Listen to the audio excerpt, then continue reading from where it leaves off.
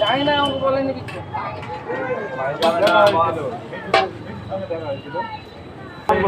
ও বাবা,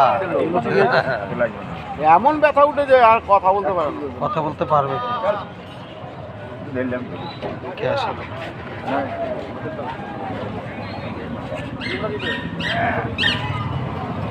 ইলিশ মাছ মাধবের কাছে গিয়েছিলাম। পাঙাশ তো একদম ভাগ ভাগ করে রেখেছিস। মাছ কি অন্ধের না? অন্ধ। কয় টাকা করে বাবা? 530 টাকা। 530 টাকা হবে। তোমার আবার ভিজিট দেখছি। কাতল কাতল রাতে কাতল কি আছে? তো অত ভিজিট বাবা, 120 টাকা দে। কাতল কত